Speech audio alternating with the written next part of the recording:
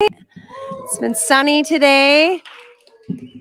I know everybody's been planning and preparing for this evening, so it's really great to see everybody. My name is Lisa. I'm going to be your MC along with several guests. Everybody will introduce themselves and we'll get started. So first and foremost, we want to welcome to the Newtons Road High School Pitch Finale, part of the Northern Michigan Startup Week. Very important that we all know that cell phones are going to be engaged in this process. We want you to scan QR codes, look at phone numbers for voting, but we want them to be silent. So if you haven't done that, make sure you turn them to silent, please. There's a hashtag NMSW, Northern Michigan Startup Week. Use that when you're posting to social and snap as many photos as you would like. And with that, we're going to get started.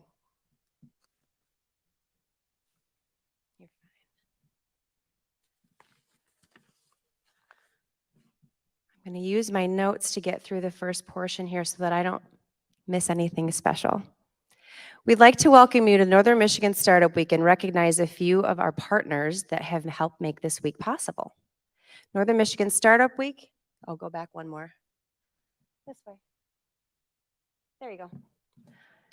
Northern Michigan Startup Week is an annual celebration of innovation and entrepreneurship made possible by our partner organizations, Northern Michigan Angels, 20 Fathoms, Traverse Connect, Newtons Road, TC NewTech, and Commonplace.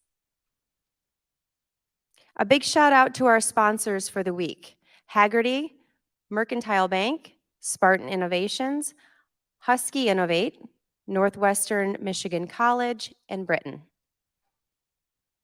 We've got a jam-packed week of innovative events for you, so check out our calendar. There's a lot going on every single day, and we want you to get engaged. See the full schedule at nmsw.co. And connect with us throughout the week with any questions, comments, or share a photo during the week, and you might win some free swag. Just send a text to 231-412-3176. Is that also the voting phone number? There's no voting. The judges. Oh, I wear another hat at TC NewTech, and we text to vote. So I do apologize. You guys have a special judging panel, but you'll want to, again, that number is 231-412-3176 for anybody listening online and not see the screen.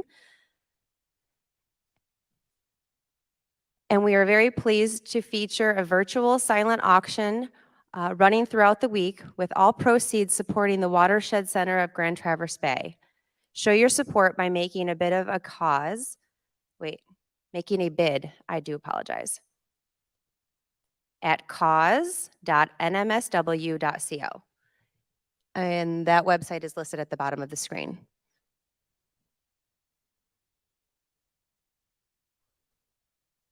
Okay, thank you very much. We are going to get started.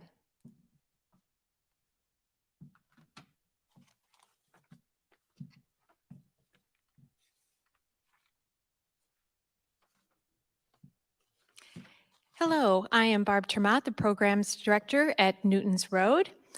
We are a regional nonprofit to get dedicated to STEM learning and career exploration for all youth pre-K-12 in our 5-county area.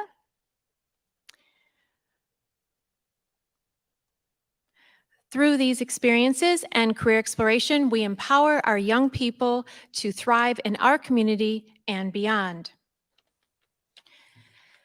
This is a semester-long engagement to bring this finale to you tonight.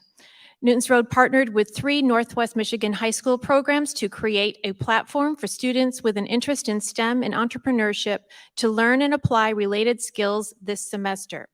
The students used the engineering process to ideate, design, prototype, and pitch an invention that solves or improves a problem of their choosing. Local entrepreneur experts mentored the students, especially during the pitch development stage. The judges have already reviewed their work to date and will then add their pitch presentation scores to determine the awardees. And also thank you to the sponsors, Husky Innovate and Northwestern Michigan College, who generously sponsored the venue tonight, this beautiful location here at the Opera House, and the monetary awards of 500 for first place, 250 for second place, and 100 for third to each class. And then Husky Innovate is Michigan Tech's innovation and entrepreneurship resource hub. They help students seeking inspiration or planning to start their own business after graduation with the experiences they are looking for. NMC offers associate degrees and professional certificates and bachelor's degrees through the Great Lakes Maritime Academy and Great Lakes Water Studies Institute. We're building spaces that promote innovation and collaboration that prepare our students for the economy and workplaces of tomorrow.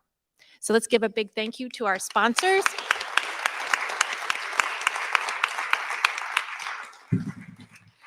And we, of course, also want to thank Peace, Love, and Little Donuts for providing those sweet snacks for us this evening.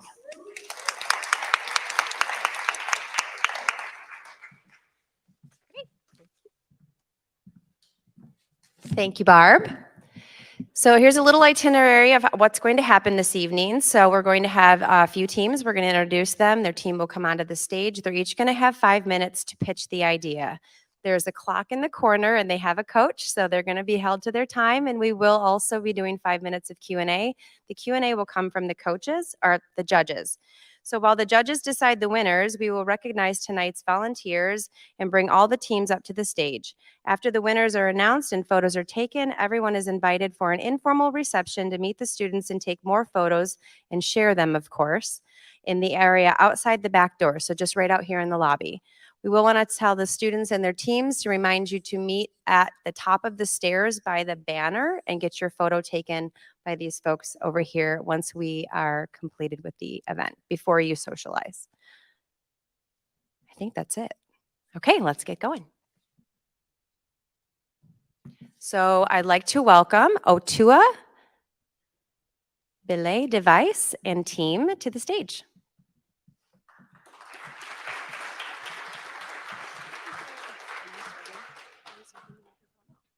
Okay, so hi, my name's Tessa Felker, and I'm from Elk Rapids High School. I'm Paige Fosdick, and I'm Ella Peck. And so we basically came up with Otua, which is auto backwards, is where we got the name from. Essentially, just to create a safer belay alternative for climbers in our community that kind of like makes it a little bit more accessible for people that are just now getting into it, and just to create a new way to introduce safer climbing in Traverse City. So this is our idea. It's an automatic climbing belay device. So a belay device, if you're not familiar with climbing, is essentially what allows you to move people up and down a wall on a rope. And so there's, next slide. There's numerous benefits to this idea. The first one is climbing is becoming a more popular activity, and this could become a safer way for beginners to try it. And climbing also has many benefits to mental and physical health, so that's also good. And it creates just a safer way to climb and try new things. So the plan, I don't have this. Wait, this is you too. We want to invent a belay device that securely lowers you down while top roping, counteracts weight while lead climbing, and in general creates a more secure way to climb. As avid climbers, we feel this invention could make new climbers feel more comfortable and safer when trying new things. So you're probably wondering what a belay device is. So this is the Petzl Gree. This is like the most popular belay device that is out on the market right now. And as you can see, so the rope feeds in through one part and then goes down. And the way that you pull someone up and down the wall is you have a hand on the lower end of the rope and then essentially pull it up for someone to go up a wall and down. And so that's just top rope climbing in general. And that would allow a climber to both hang and be supported by both the belay device and a belayer.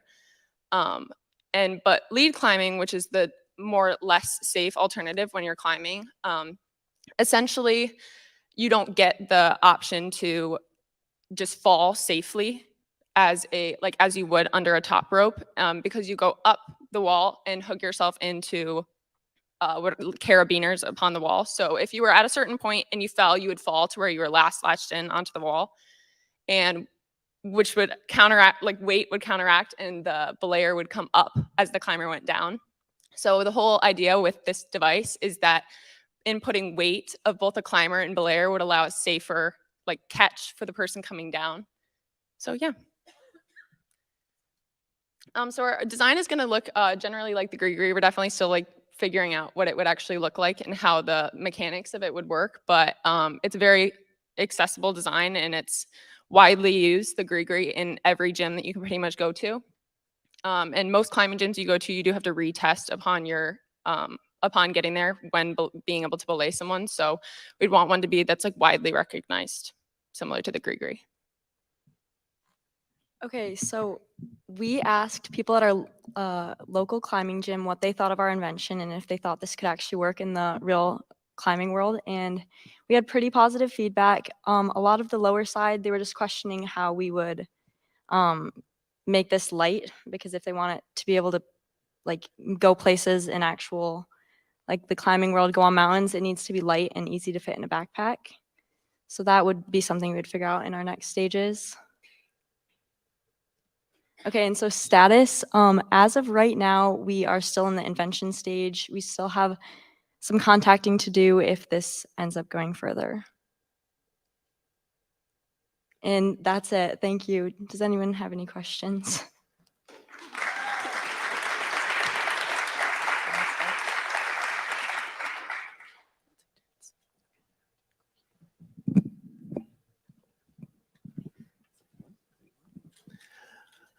I have a question for you. Yeah. How many climbers did you speak to in your survey there?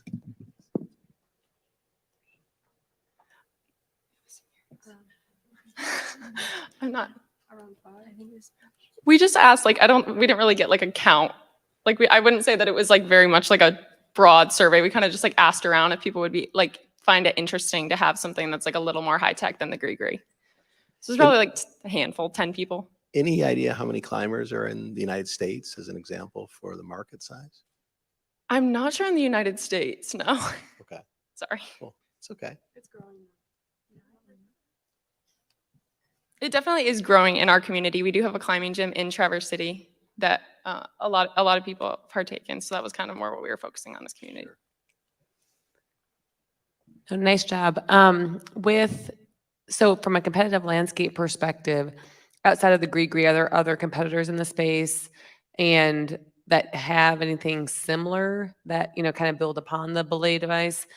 And then also with that, what kind of price point are you trying to target for this kind of device?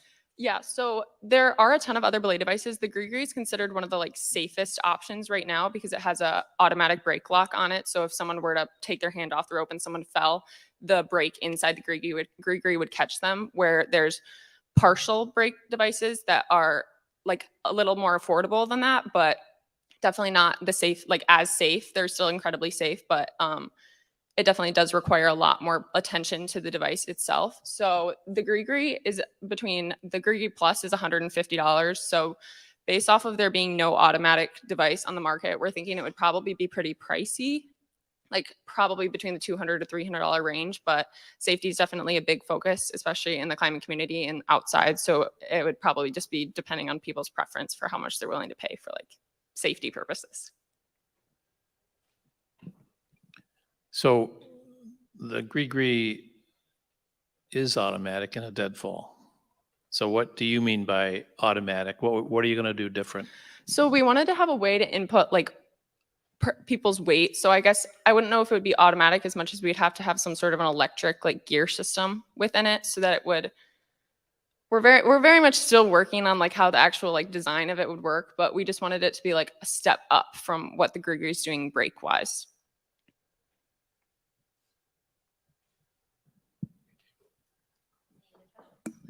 Yeah, I know the climbing industry right now in the United States, getting a cost for a membership at a gym is quite expensive. And I mean, these climbing gyms are struggling to kind of get that membership, get a solid base, and, you know, supply their local industry, right? Would investing in this new technology, do you guys believe that would kind of changing from a gree-gree system to a new technology like what you guys are offering? What are the cost benefits there of, you know, why buy your product over a gree-gree? Yeah, so the cost benefit would definitely be like it's going to be more appealing to beginners, especially is like the whole goal, and beginners and like experienced climbers alike. But just knowing that like as someone who's just getting into it can actually like rely on the safety of a device versus like their own amateur experience is kind of like what we were thinking. Very good. What process will you use to basically come up with the framework for your design? So with us just being in high school, we definitely have to work with both like experienced engineers and like climbers in general with like testing something like this, especially the whole like weight aspect of it, because it definitely requires a lot of like calculation. So we definitely have to work with a lot of more experienced people in the field. Do you have any milestones or goals set out for the future and making progress on your idea? No, we came up with this like pretty recently, so we're definitely still mapping out the whole road for it. But yeah. Great, thank you. Okay, real quick. Do you know how would you test the success of this? I mean, even from like an earlier stage, do you know what testing might look like to figure out if the design were working or not? Or is that, I'm just thinking like how you would even really test if it, yeah, I mean, because you're thinking about people falling, right? So obviously you're not going to use real human people to like test these things out. So if you could speak to that. Yeah, it would definitely have to be like a.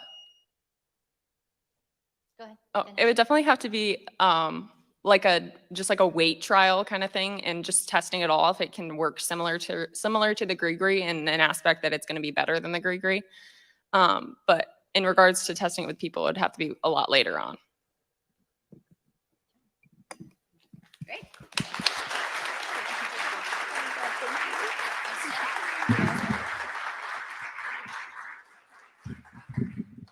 All right, well done. And now we want to introduce Slow the Spread with Vitech with Reese Hartman and team. You got both, right? You're good? Thank you. You're welcome. Hello, my name is Reese Hartman. I am 14 years old, and I am a freshman at Traverse City West Senior High School. So, we all remember the COVID-19 pandemic. I mean, it was what, 3 years in a row?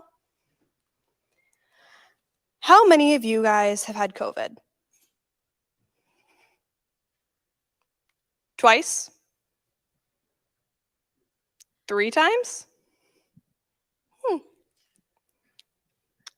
Well, Vitech would be an app that can help slow the spread of infectious diseases through educating the public.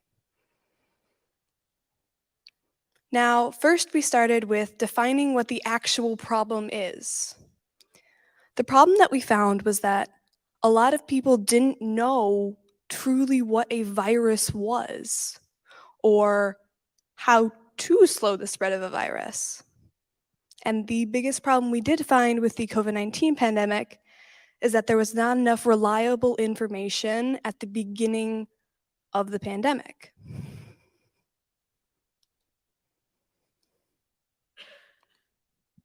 Right here, we have a little bit of background information on viruses.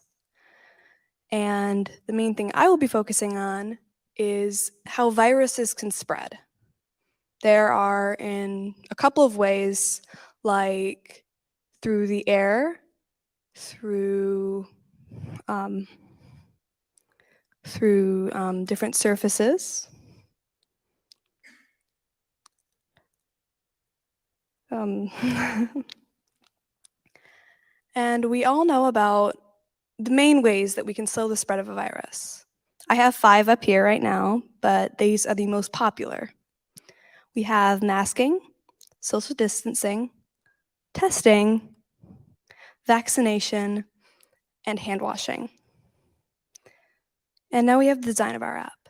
We have 12 screens: the background screen, the problem screen, the graph screen, sources screen, maps, solution, testing, the NAAT test, the antigen test, the antibody test, and the My Profile and home screens. First up, we have the background screen. This just includes some basic background information on viruses. Once the checkbox is clicked, the text turns red, indicating that you understand. The problem screen is very similar, except for it has information about the current COVID-19 pandemic. It also has the red text feature. Here we have the graphs and sources screen. It includes the exponential growth rate of the COVID-19 pandemic and the exponential decay rate. This also has all of the sources we used for our research and information. Now we have our maps screen. The maps screen is designed to show hotspots of COVID-19 wherever one could be. Specifically, right now we have Leelanau County up here. We have our solution screen, which is a few different ways to slow the spread, as I stated earlier. We also have the testing screen, which is 4 different screens that on our profile screen, which I will be showing in just a second, you can click your symptoms and it should direct you to the correct test you should take. We have the NAT test, which is the nucleic acid amplifying test, the antigen test or rapid test, and the antibody test. The My Profile screen is customizable to your personal preferences, and it also has, once you click the checkboxes, the red text feature. This is Vitech.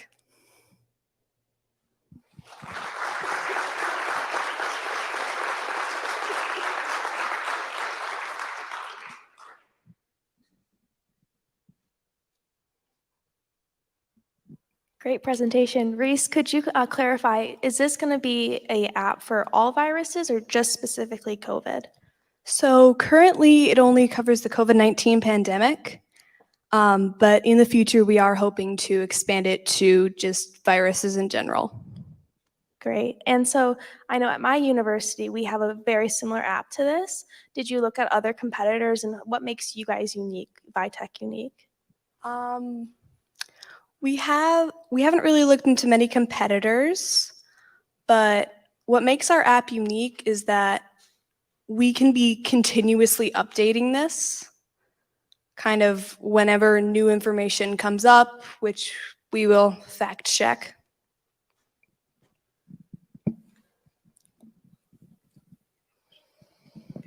I do, but go ahead. Okay. Do you have a value proposition here? Do you plan to sell this or lease it or make it available at libraries? Or how do you figure if this is going to be a business, how would you make at least zero? It's hard to get up to zero in a business. Oh, it's okay. So we do have a plan to release this to the public once it is fully developed, but it will take a little bit of time. For a metrics perspective, part of the goal sounds like, as the title presupposes, to slow the spread. How will you measure, I know you have like the checking understanding through the app. How will you or could you verify that the information and people's increased understanding, does reduce spread or does, or transmission within a community? There have been a few studies that have shown that people who know more about why things happen do tend to take information to stop things like viruses from happening. They tend to take that more seriously. So the point of our app is to educate the general public so the spread can be slowed basically through, educating. Reese, good presentation, and you put a lot of work into this, I know. And I appreciate you putting together the prototype screens from the app itself as well.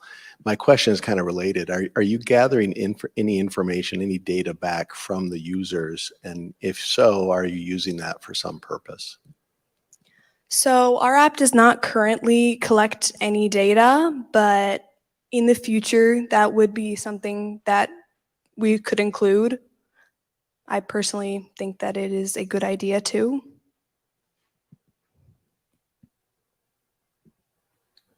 Anything else? Great.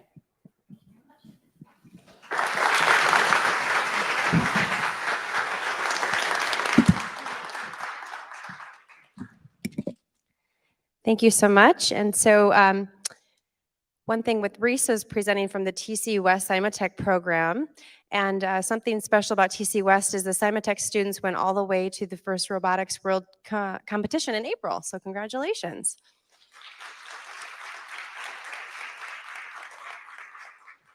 And I should have mentioned, which I apologize, but O2 Belay device was presented by students from Elk Rapids team, their AP computer science class students. And this morning was a big day since they all just completed their computer science AP exam. So I hope that went well.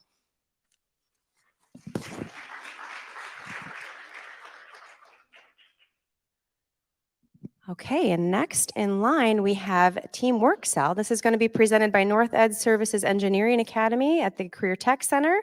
And be sure to take a close-up look at their Work Cell project at the reception area, or in the reception area rather, after this event if you didn't already see it on the way in.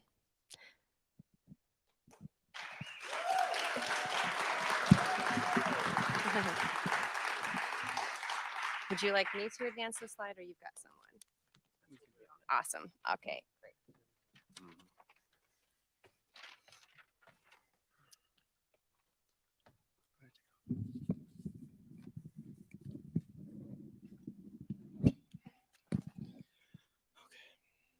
We hope you're having a great evening thus far, and we would like to thank you for the opportunity to participate in the Startup Week Pitch Night. My name is Isaac Tanu. I'm Spencer Cobb. And I'm Simon Mackin. All right.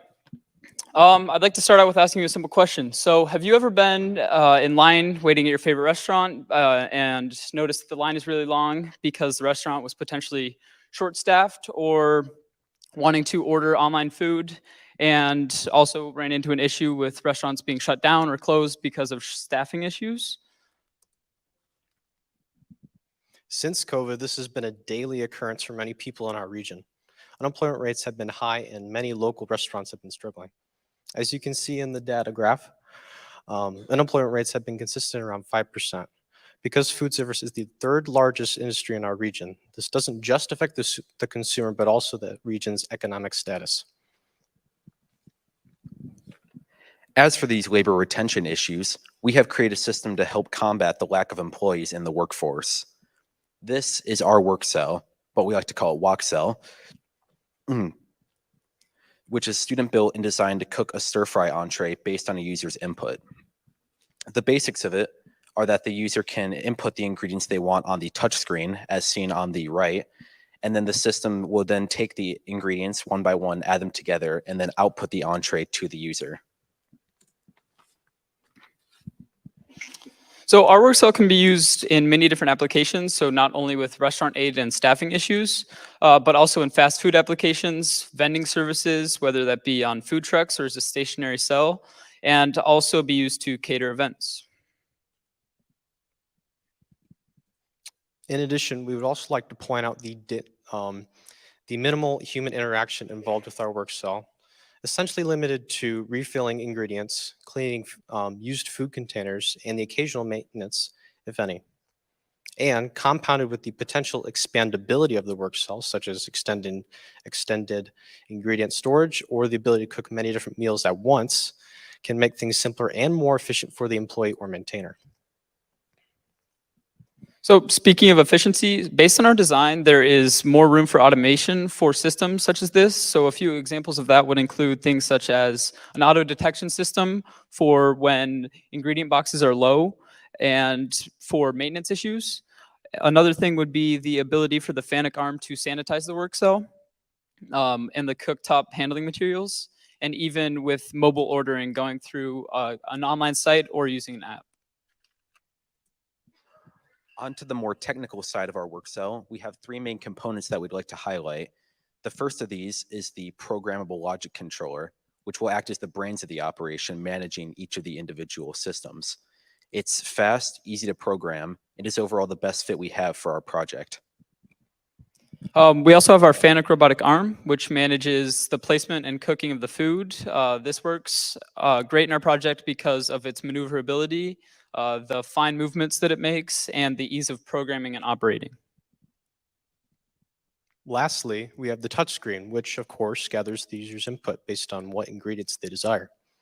Something like a touchscreen is convenient because if you need to change the ingredients, say to switch from stir-fry ingredients to a Mexican themed, for example, all you need to do is reprogram the buttons. After some research into automated food making, we found that we are, of course, not the first people to have this idea. On the screen, you can see several alternatives that we found during our research. For our projects thus far, we have had the opportunity to compete in the National Robotics Competition. So with this, we received further support and credibility for our project by taking first place in our division. While we have made a lot of progress on our work cell, it is not yet completely finished. All of the individual systems are currently operational, but due to some networking issues, we have been unable to make this a fully autonomous system. In addition, attaining sanitization up to the USDA's standards is something we could continue to do. We'd like to offer the floor if anyone has any questions or suggestions.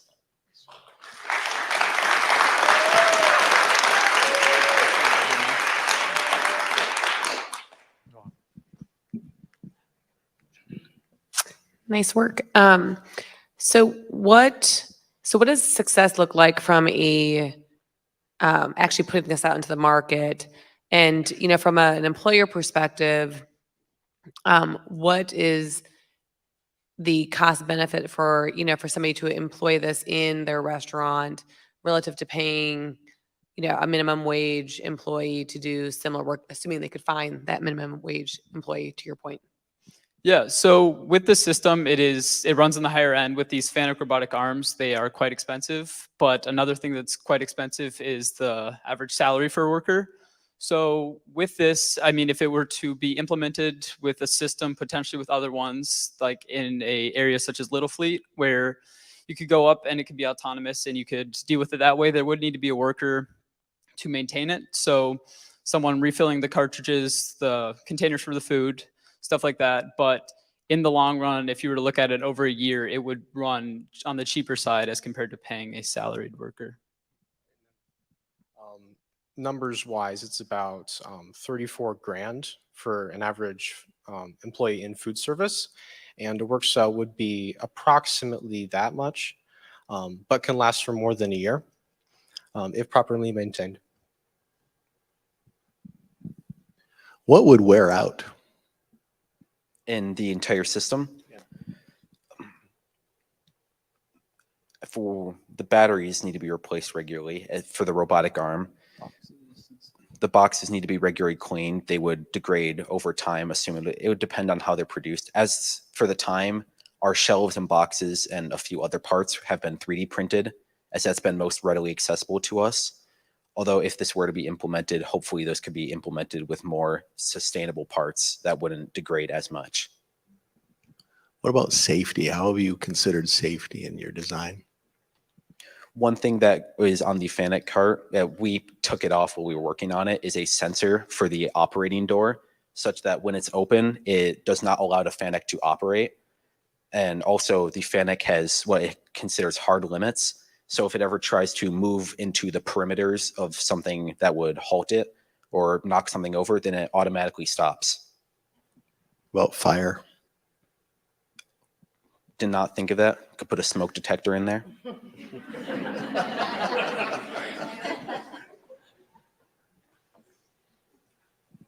Plus, there would be the user operating it. That would be at a regular timed interval, checking in on it. So, plus, I think if there could be an e-stop in case somebody sees that there's a massive fire going on in the cart and could press that big e-stop button.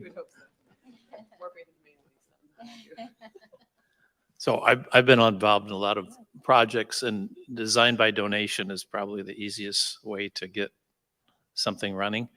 The Fanuc is a pretty sophisticated piece of machinery. How far down in downgrading of a robotic system do you think you could go to even make your system more So less, how less far? expensive? you say Yeah, that? what smaller robot, what less costly robot could you use and still get this job done? What does this is this robot over designed for the purpose that you've chosen to put I in? think that you might be onto something with that. So we've seen smaller robotic arms, and due to the constraints of our project, we had that FANUC cart readily available to us, so that's something we used. We definitely would not be able to fit that in our budget if we didn't have that already. So we could definitely look into the option of a smaller robotic arm, and I think for this project, a smaller robotic arm would work. Yeah, they do make robots that assist workers on the assembly line today that have a lot of safety features built in already, so might be a path to look at. Cobots, they call them. Thank you.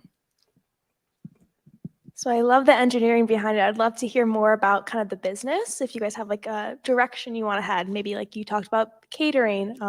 Would you guys see this as like a kiosk that, you know, people could lease out? What were you guys thinking more of a business side of things? If you had anything. We have not looked too far into actual business ventures with this. Yeah. So, I mean, starting off with this project, we were focused mainly on getting it done and there. So it's a little bit different flow for us since we're the engineering program. So we started off with the project, and now we're kind of seeing the logistical sides for the business. But moving forward with that, I think that we would be focusing on implementing it with catering and stuff like that. So putting it at places like Little Fleet, like I mentioned, and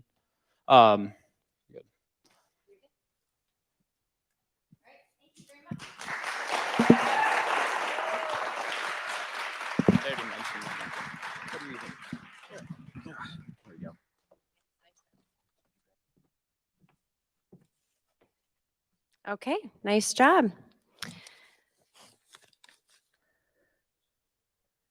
So now we're going to I would introduce Soli Shoes, the transformative running shoe, presenting by Elk Rapids Team B, the AP Computer Science class students. And let's welcome our last high school pitch team for this evening.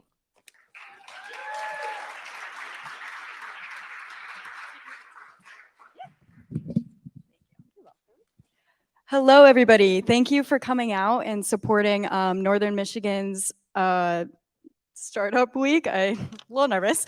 I'm Belle Keeley. I'm from Elk Rapids High School. I'm a junior. I'm Lila Ruber. Morgan Berquist.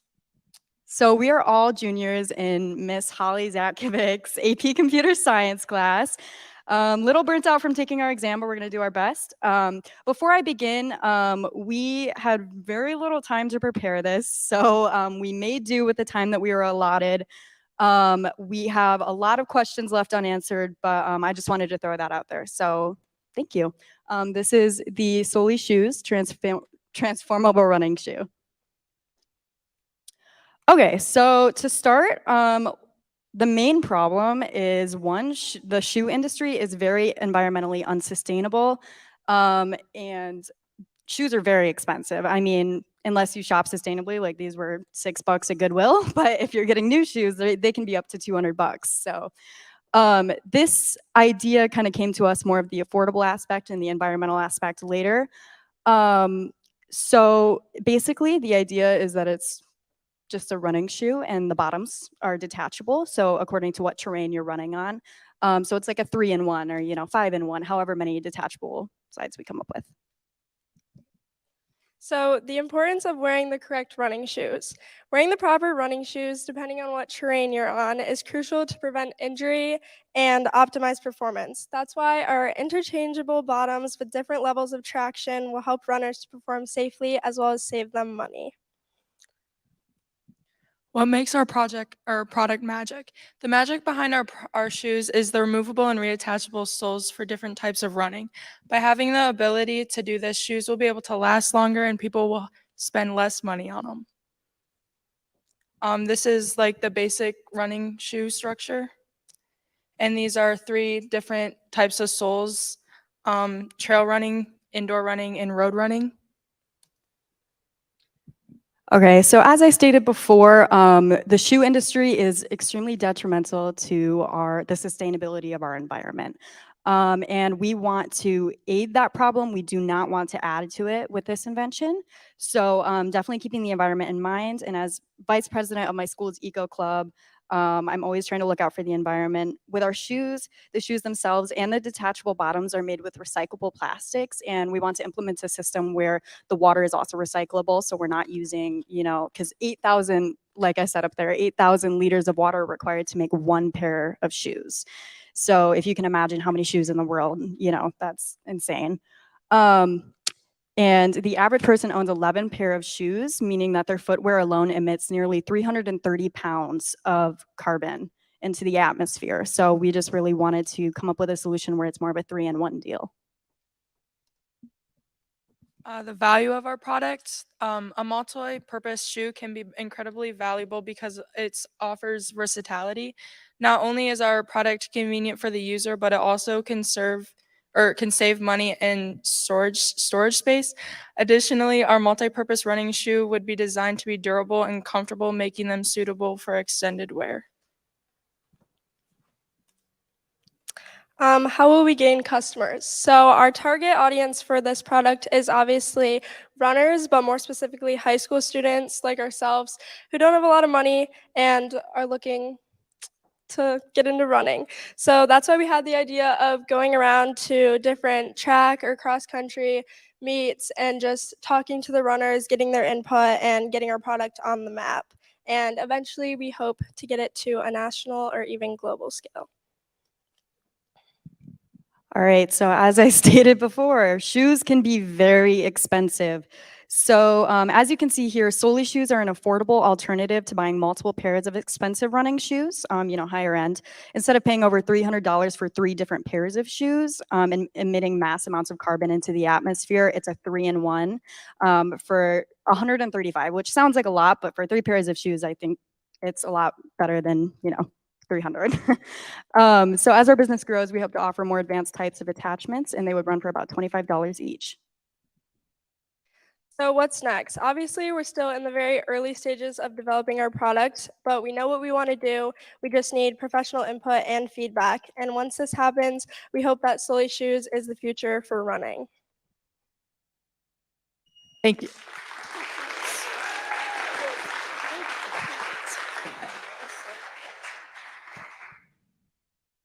In your extensive market research, has anybody done this before? Not that I know of. The closest thing I know to someone doing this was actually a TikTok video that I saw. Imagine that. But it was a heel that was detachable and it turned into flats. So that kind of sparked, the idea a little bit, but that's the closest thing I've seen.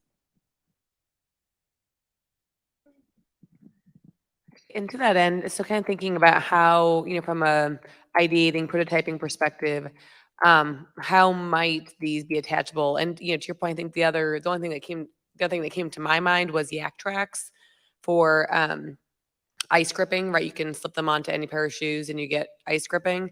So can you spend just a few moments thinking about how you might attach these different ones to a shoe? Yeah. So obviously that's like the biggest conflict is how we're going to attach the soles to the shoe. And I've been thinking a lot about it. And the only thing that has really caught my eye and that I think would work the best, it would slide and click. And then to take off, probably just push and go back the other way. I don't know how else to explain it, but a slide and click. Do you have any ideas about the fashion side of it? Because obviously kids like to buy fashionable shoes too. Having a couple daughters, I know that, but what do you think? Well, I know sleek is in nowadays, I guess. So a thinner running shoe, an attractive style. So we're not trying to make these super bulky. No, we haven't really thought like design-wise, fashion, making it trendy. We just wanted to get this kind of base idea down and maybe even collaborate with companies like Nike or Adidas that would be willing to help us take on this idea, way down the line. But yeah. I love the environmentalist mindset you guys have. Would you guys consider, alternative materials when you actually make the shoe? And what materials would you be thinking about or considering when you're making that shoe for your final design? So with our shoes, I know we stated in there briefly that we wanted to try our best to use recyclable materials, and if not that, biodegradable materials. And I have not done the research personally, so I'm not gonna pretend like I know, what I'm talking about here, but definitely looking into the biodegradable aspect of having that be the main component of our shoes.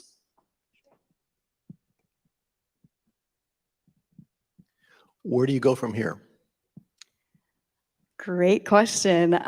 So we would need to do more research before I pitch this to a broader audience. I mean, you guys are great, but just bigger audience. I would definitely feel more comfortable doing more research, especially with her question about the material of the shoes, as the environmental aspect is the biggest kind of factor here, along with affordability. We want to be more prepared in answering those kind of questions.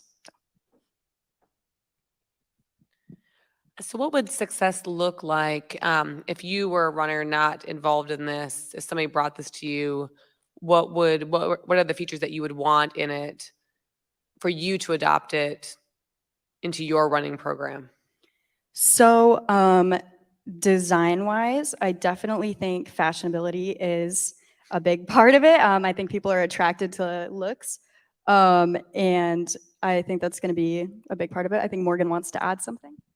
I did research, and a running shoe can the soles can last 300 to 500 miles. So I think people would benefit because they would only have to purchase a $25 sole instead of another $125 shoe.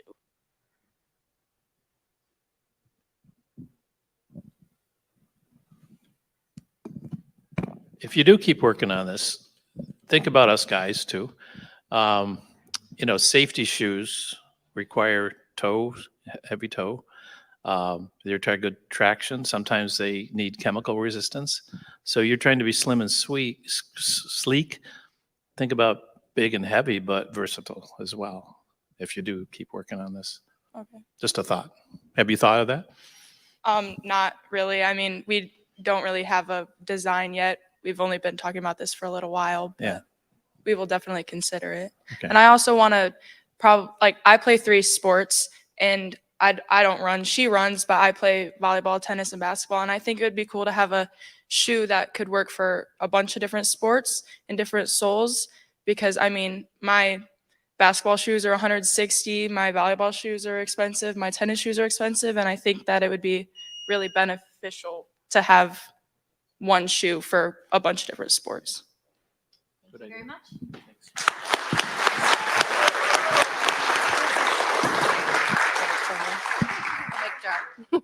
Well done. Thank you. Okay. Well, that is the last of our pitches. So while the judges are finalizing their decisions, we have just a few announcements in support of in recognition of the event.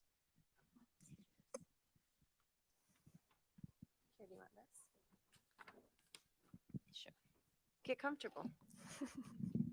I will. Thank you.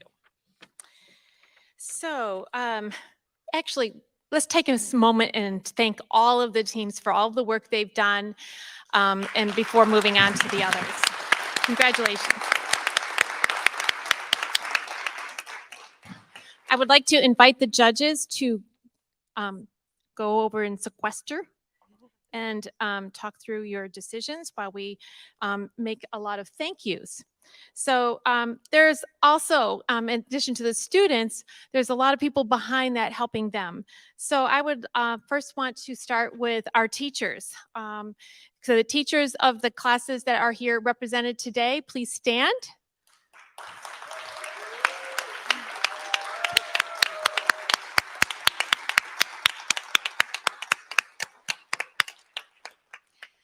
And we would also, as I mentioned earlier, we had mentor experts from the community come in and work with each class, especially on the pitch portion of their work.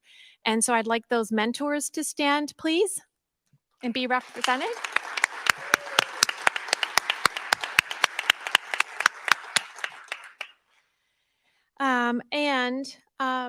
There are many, the judges, which went off the screen there, they have been asking fantastic questions, so we can give them applause in absentia.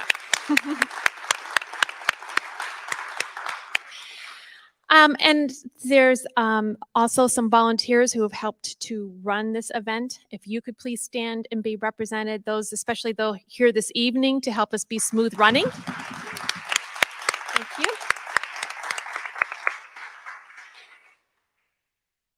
And lastly, but not leastly, the parents of these wonderful students. Please stand and be recognized. So, all together, we make this happen for our students, and thank you so much for making it such a great event for us. And on the next, Let's see, what do we have next? shout out to, I want to give a shout out to our live streaming and all of the sound, light, etc., and the photographers and all of those pieces of pulling this event together as well.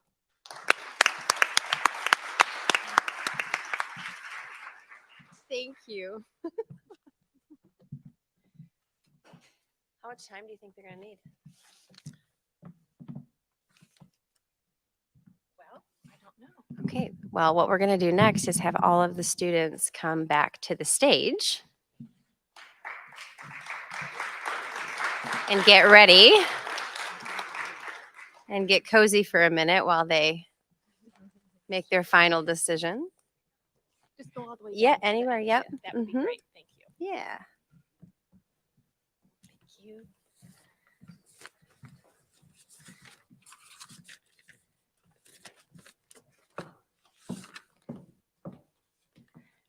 So while they're waiting, I just want to recognize the judges are Ashley Sloat and Bob Myers.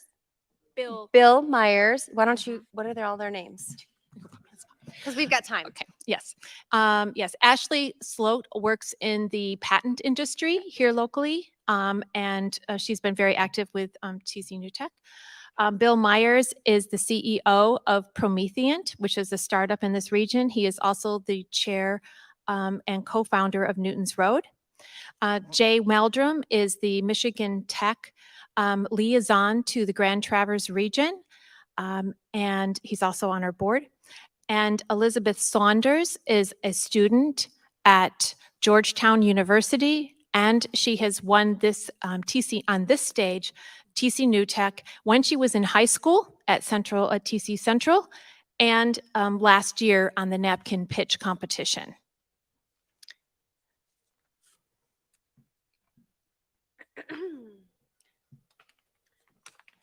This is when you dance. Remember Yes. the dance that we all. So sometimes in these sort of events, we have a little bit of downtime. So does anybody have a quick question for any of our students while we wait for the judges? I wasn't given any rules. That's okay, right? Oh, yeah. Okay. Anybody? Okay, sure.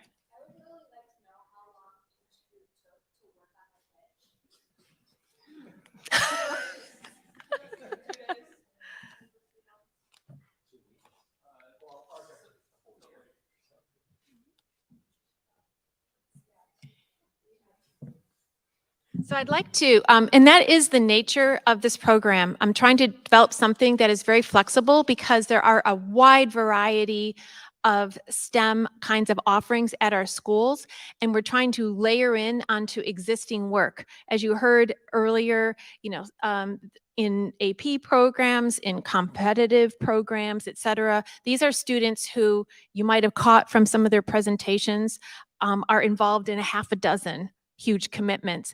And so so there is this need to have a flexible framework that can accommodate a wide variety of experiences. So I hope you can appreciate trying to make that work in the different kinds of schools we have.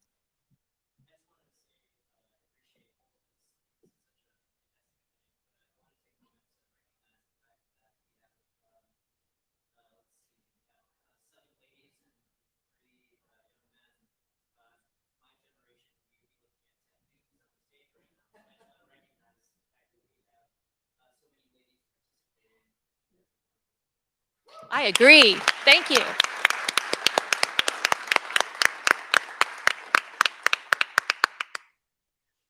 Any other questions? I have one. So by a raise of hands, gosh, where's the question? Raise your hand if you have presented on a stage like this before. Like this, right? This is not easy. Yeah, so well done to each and every one of you for even stepping up here and getting through your presentation and now standing awkwardly waiting for the announcement. You know, we appreciate you being flexible. Maybe I'll go get them, or do you want to go get them? Anybody want to sing a song? So when they do come back, we're going to be announcing the first, second, and third place prize, and then we're going to have a social time back in the lobby area. And just as a reminder, students, take your winnings and go back to the top of the stairwell by the banners so that we can get your photos before you start the networking portion.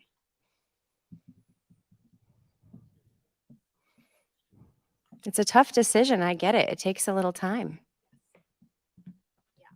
They said they're getting very close, and it is a very tough decision. And they're not including just the pitch today. As I mentioned earlier, this is also, they have reviewed the materials since last week that had been submitted by the students about their process and their presentations beforehand.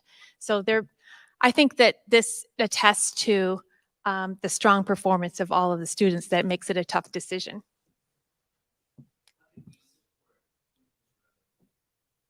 Oh, great question. So there's multiple ways. You know, from a monetary perspective, if you go to newtonsroad.org, at the top of our website, it says donate. We also, from the top of our website, have volunteers. So like that's how we have like Steve Meisenheimer is an example of that. He volunteered for this event last year and this year, as well as a few other things that we've done with him and his wife, Shelley. So there's that volunteer opportunity as well.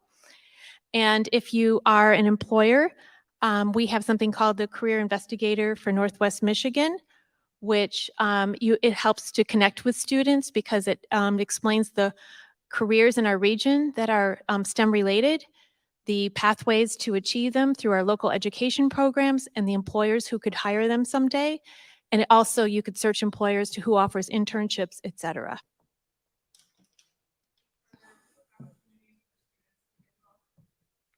I'm sorry, can you repeat that? Are there opportunities for students to get involved? Yeah, with Newton's Road? Well, this is an example of students getting involved. Pardon? Beyond this. So we have, I mean, we're a connector, and we have, like for instance, there has been a group at Central High School called the Tech Girls that they mentor younger students.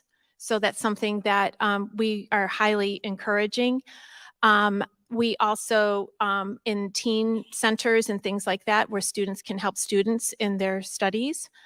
And just really trying to promote that engagement.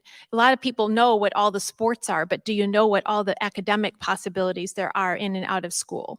So to, you know, to really educate themselves on the wide variety of programs in high school, but also how they come to the Career Tech Center and how they articulate to our local college programs, which can change them, save them a lot of time and money.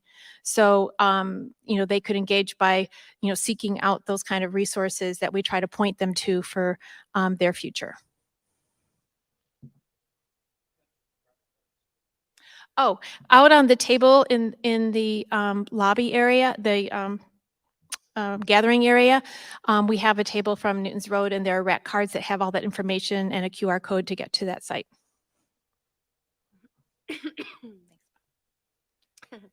Do this.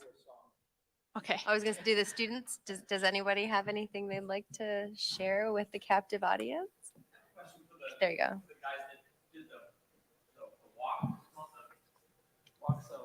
So you guys obviously worked a lot on this thing for a long time. And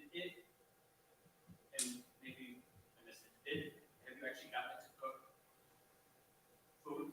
So with sanitation issues, I mean, we could do it we could do it just to do it, but we have not. So we decided to put our time and effort into advancing like the issues we've been having. So like our networking issues and stuff like that. So we put more of our time into that instead of like, we know right now if we were to load food into it, it could cook it.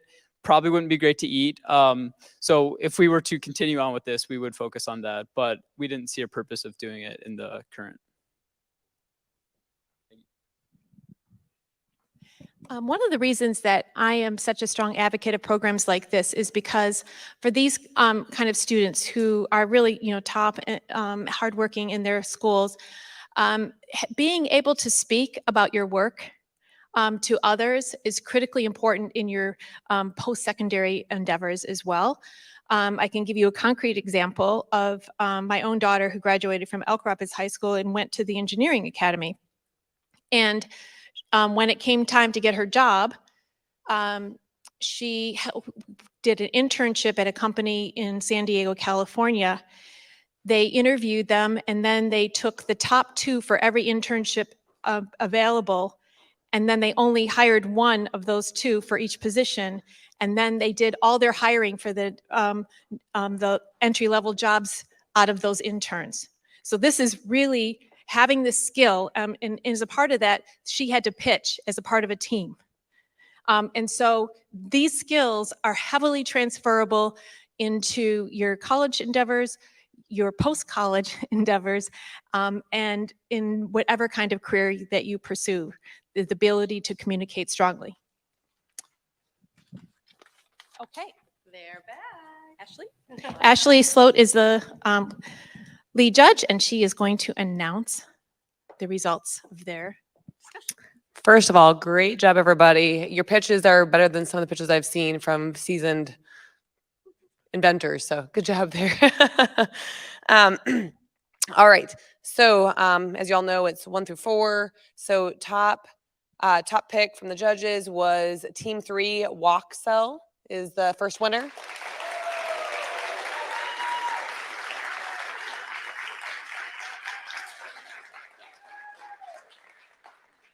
Our first runner-up is Vitech from TC West.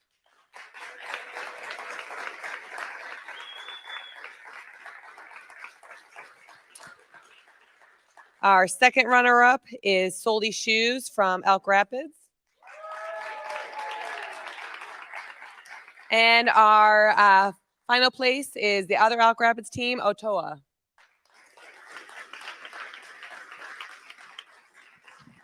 Congratulations.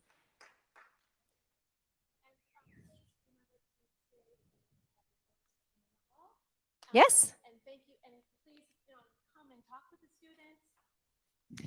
Please come and talk with the students after they've taken their photo, and we would, this is a great opportunity. If you're an employer, there might be some people here that you might want to hire for the summer. Thank you very much. Students, you can make your way out to the photo area. Top of the stairs. Thank you, everybody, for coming. That concludes this portion of the event. You can join us in the lobby for networking.